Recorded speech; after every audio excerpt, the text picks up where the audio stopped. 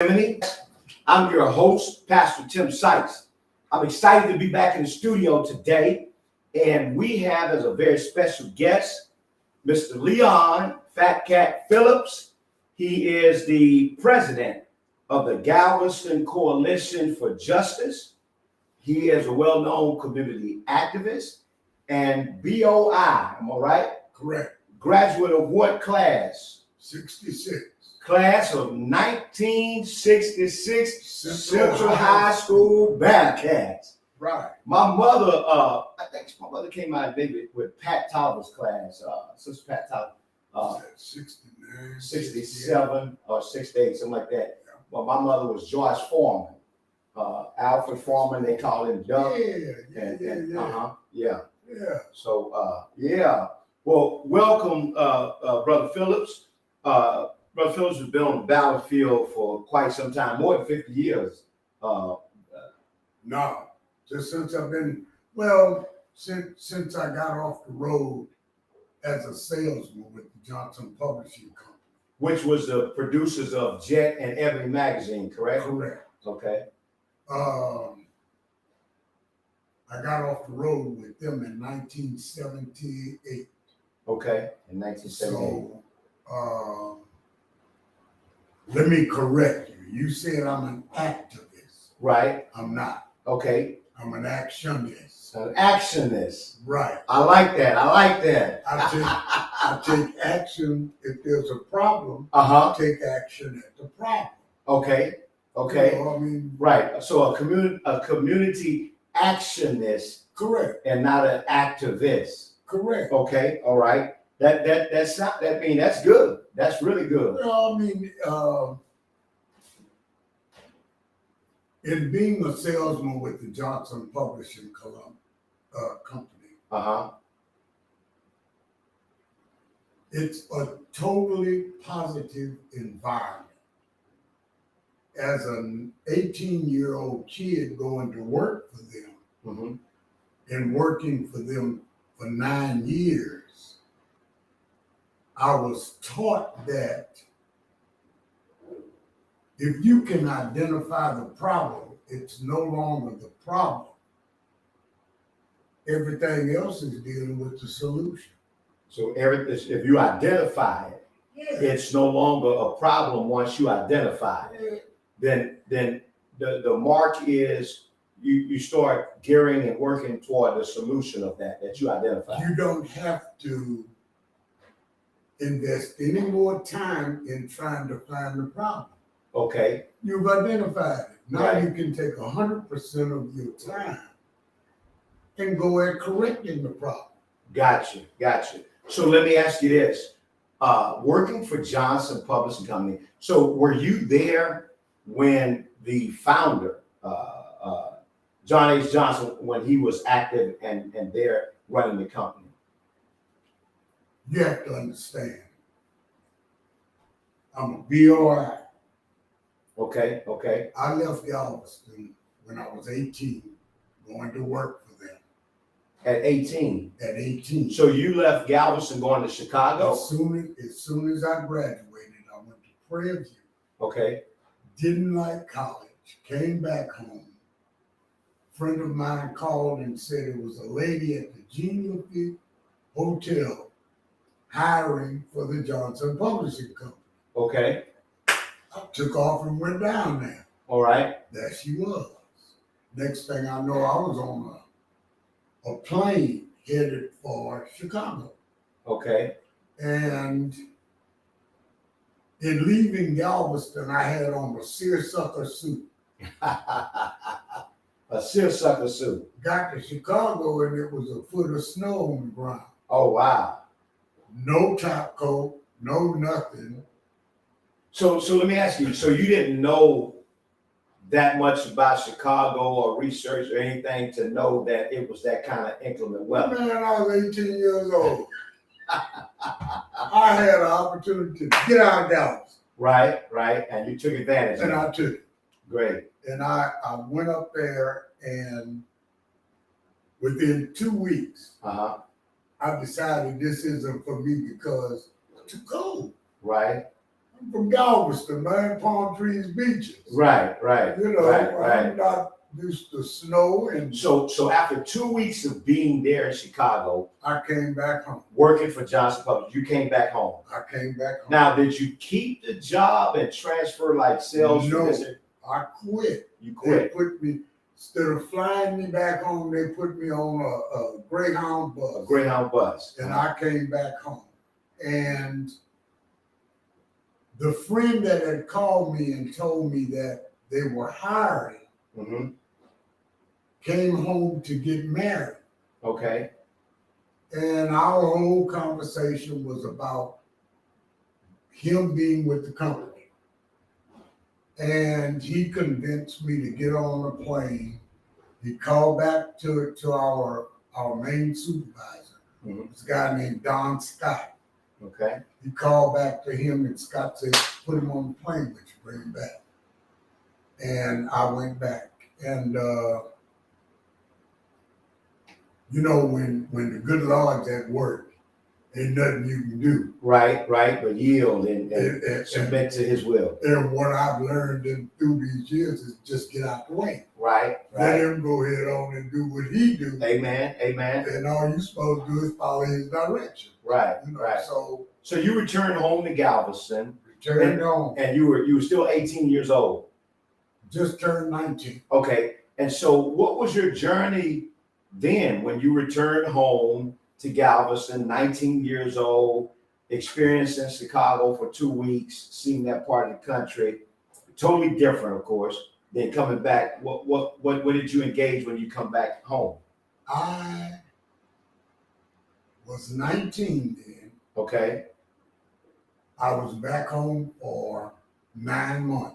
9 months. I went to jail 6 times While you were home. while I was In that 9 month time in period. that 9 month time. You went to jail 6 times. 6 times. So what landed you in jail 6 times during that 9 month time period being back here in Galveston? Everything you think of. Like Drunk, intoxication and drunk, fighting with the police, fighting with the police, and just everything you could think of, I got into it. My father had always told me, you can go to jail for anything but stealing. Every time I went to jail, he'd come and get me out. okay, Now, I was real close with Floyd Phillips, okay, who was Selena with the Blue Room's grandson. her grandson, Right. okay, So, and my father was real good friends. My father and mother were real good friends with the family because all of us were Phillips. right, but y'all wasn't related, We wasn't related. okay, And his sister was in my class. And my father would pick up the telephone and call Selena, look, he locked up here. And she would call, you know, you have to understand, this is 1967, okay, 68, going into 68. right, And different time, right. you know. I was about 2 years old. See, Cause I'll be 57 tomorrow. Is my birthday. oh Lord. Yeah. So I'll be Bless 57. you, my brother. I'm telling you. So wow. So this was kind of during that civil rights era, Exactly. marking the kind of like right after Dr. King was, because Dr. King had been already assassinated. No, just before he got assassinated. He got assassinated in 1968. 68. Right. Okay. So right before. I went back to the Johnson Publishing Company, and about a month or so after getting back, he was assassinated. Okay. And And quite certainly they ran a big story on it in their Jet and Ebony magazine, I'm sure. I learned how I had nothing to do with the putting together the magazine. You were in sales, huh? You know how people come and knock on your door and have a story? Yes. That was me. I was a door-to-door salesman. So you went knocking on doors to sell magazine. Jet and Ebony? We had 68 different magazines. Ebony, Jet, and Tan were our main magazines. Tan? Yeah, that was another Johnson Publishing Company magazine. See, wow, that's new to me. I never heard Really? of Tan. Oh, man. Well, I mean, not, God, that I can remember Tan. So what was Tan all about? Okay. Us. Okay. All three of those magazines were magazines that consisted of the Black history in the United States. Wow. Because the Johnson Publishing Company was nationwide. Right. Now, I tell you, I was featured in Jet magazine when I got married to my ex-wife who lives in Tennessee. We were featured in that Society World. You know how they feature couples when they get married? Yeah. So and then that same a few years later, a few years earlier, I was featured in Ebony magazine as one of the 30 young leaders, 30 and under. They did a 30 and under, 30 young leaders, 30 and under. And I was featured in Ebony magazine in that particular article. As a matter of fact, it was the year the movie came out with Oprah Winfrey and Danny Glover. Okay. And so Oprah Winfrey, Danny Glover was on the cover of that particular Ebony magazine, and I was featured in that article called 30 Young Leaders, 30 and Under, where they take and they choose young people 30 years old and under all over the country that are doing things in the community. At the time, I was a Galveston police officer. I was associate pastor at Mount Moriah, and I was on the board of commissioners for the housing authority. So what did it blow up? Did it blow up your head or on your chest? Well, it gave you a source and sense of inspiration. Right. But for me, it was exposure. But at the same time, I learned that when you do great things, You didn't know it was great then. I didn't. Right. I just thought that it was because my dad taught me that this was what you're supposed to do. Right. My dad, Honey Bear, they call him Honey Bear, Joseph Sykes, was an actionist that when years and years, I can remember I was a little boy and he was fighting for the same kind of rights, public housing issues that had been ongoing in Galveston during that time period. Yeah. So let's jump on that. Galveston Housing Authority, of course, had an established protocol that they wanted to tear down the Walter Norris Community Building. And they put that out there, and you were one of the spokespersons that showed up at the meeting and spoke on that along with Taurus Woods. I remember speaking on it. So where is that right now? Has that been tabled and? They voted to table it. But it's not over. No. The powers that be just set it on the back burner for right now. And let it It's simmer. sitting there simmering. So let me ask you that. Let me ask you this while we are engaging that. Because I've seen it happen so often here in Galveston where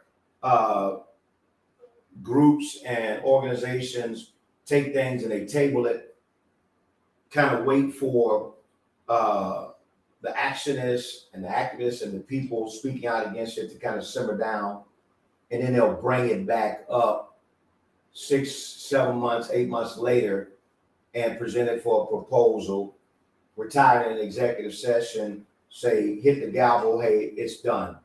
Do you think that they kind of build a smoke screen to do that to try to get it back on the table at a later date and to pass it?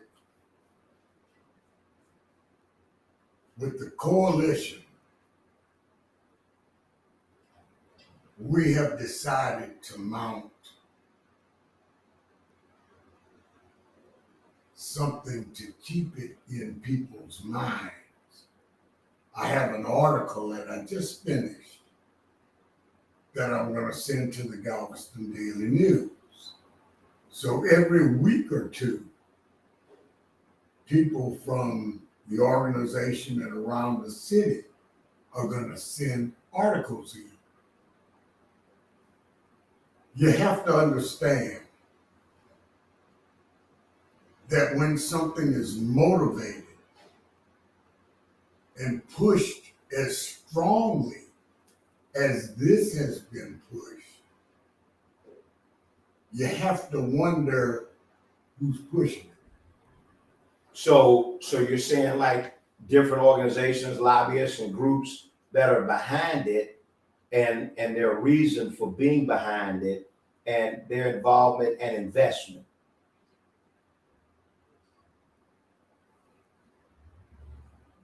Yes, and if they're sitting back there and they're waiting on it to cool down, Right. that's the purpose for writing the article. Okay. You know, I mean, as long as there are embers in the fire, Right. eventually you can get a flame going again. Right. So they're looking to spark that flame again. And we're steadily pouring a little bit of water on it at the same time. Right. So that the embers don't get hot enough to be able to create a flame. Right. So historically in Galveston, because I've seen it often, you know, just like they had a situation with the school board superintendent. So, and I'm not saying that the guy's not. I know nothing. Nice. I know nothing about him. And I do know how to read. Right. And in reading, I read what the process was. Right. And they went completely against the process. And that's the whole principle of that matter. Listen, I learned this. I'm 3/4 of a century old. Okay. I've got experience on my side. Right.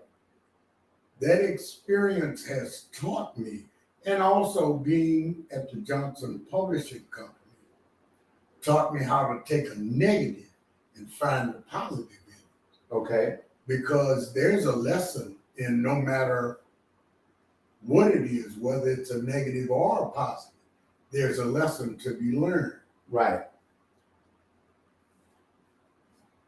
As long as the rules stay the same, Right. I know how to play the game. Okay.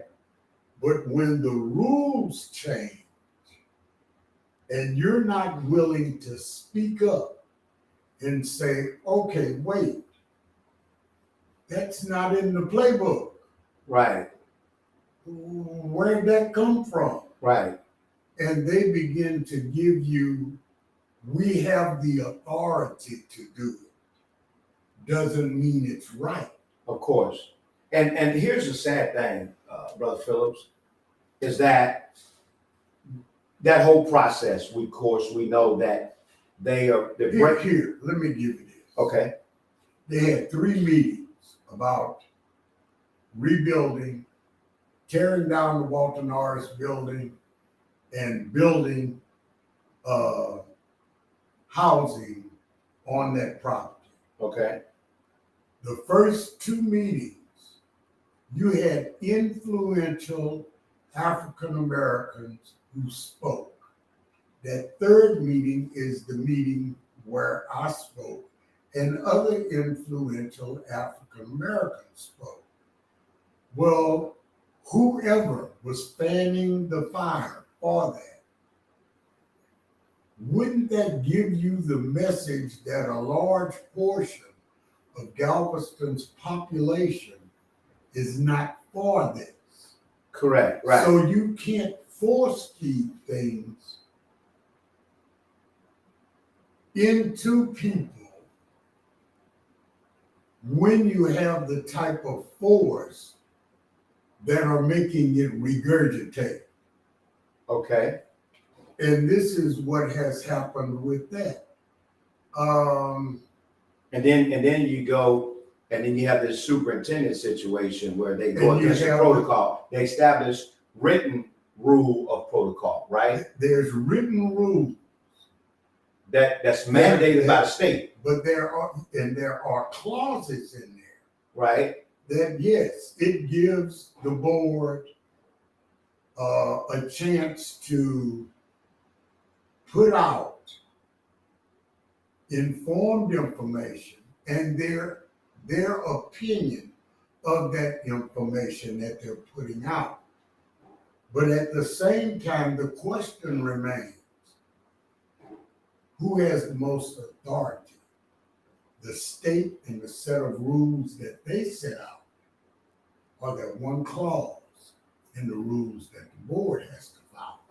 Right. And so let me ask you this, because being at that school board meeting this last week, which I spoke at, and you spoke there,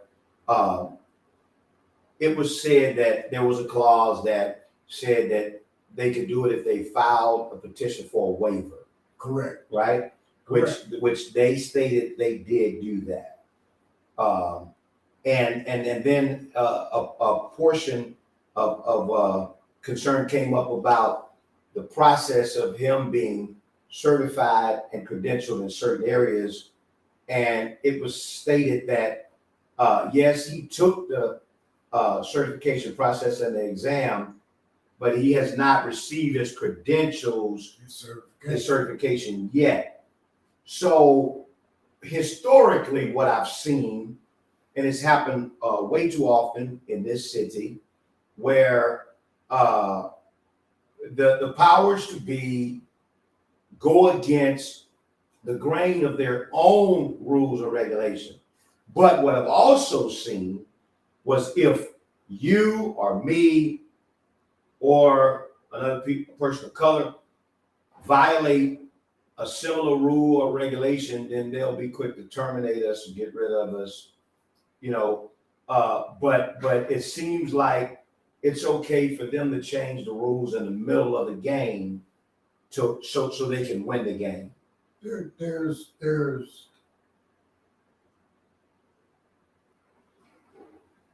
nothing secretive about what they're doing. Right. You have to understand, for 4 years, you had the leadership of this country that opened the door for them to be able to do what they're doing with no repercussions. Right. Look, the United States of America is set up on one man, one vote. Okay. On that board, there are, 5 board members? Right. And one and one superintendent. He's A actually non-voting right. Superintendent. Right.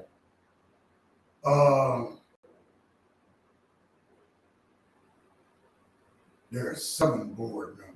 Right. For because it's an odd number. Right. And then a superintendent. But the thing about it is, we as a people, and there's a lot to this, and we're dealing with a short time limit. Right. But let me give it to you this way. In 2008, September,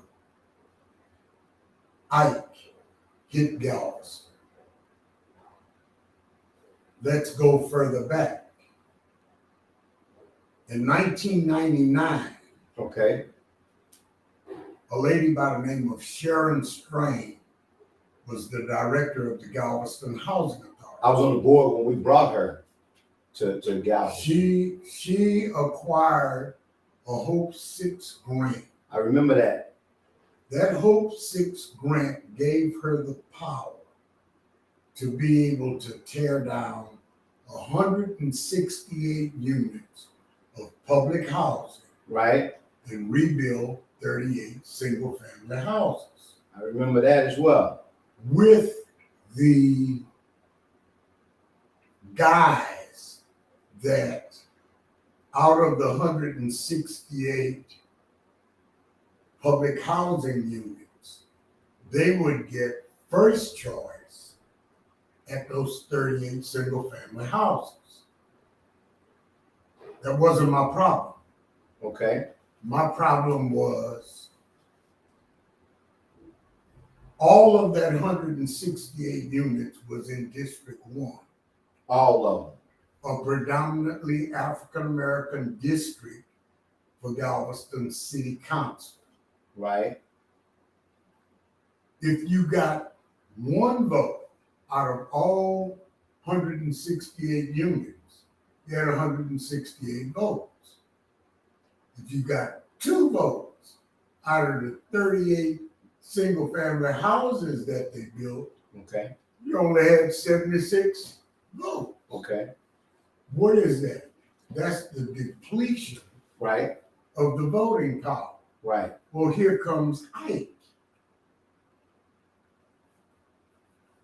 There was a great big hollering about don't rebuild public housing in Galveston. It even got to the place where they were saying that Galveston was a racist town. Okay. And that was true and untrue. Well, you say true and untrue and untrue. So part of it was a true statement, and then a portion of it was not. You have to understand the roots of the individuals that were doing the hollering Right. hadn't been in Galveston but about 15, maybe 20 years. Okay. So everything that they knew about public housing in Galveston was negative.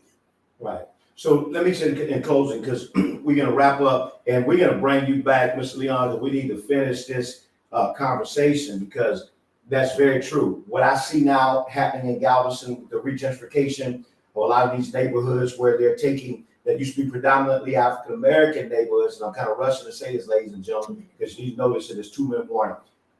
Galveston has undergone regentrification where they're taking used to be predominantly African-American neighborhoods, they regentrifying them, and they're bringing in, they wanting to make it mixed family units and things like that.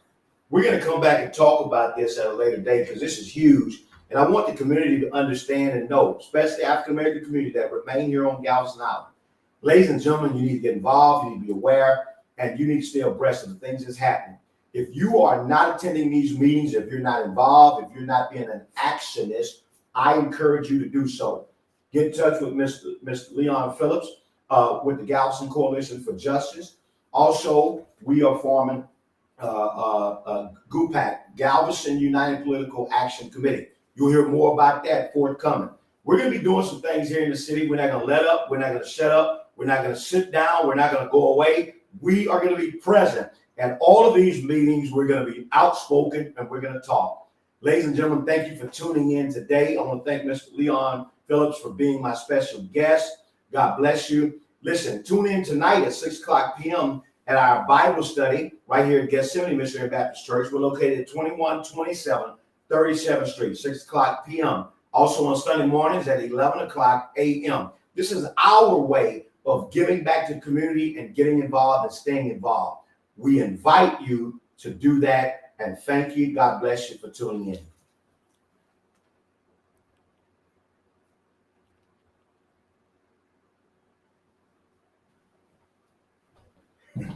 I was trying to hit the live button.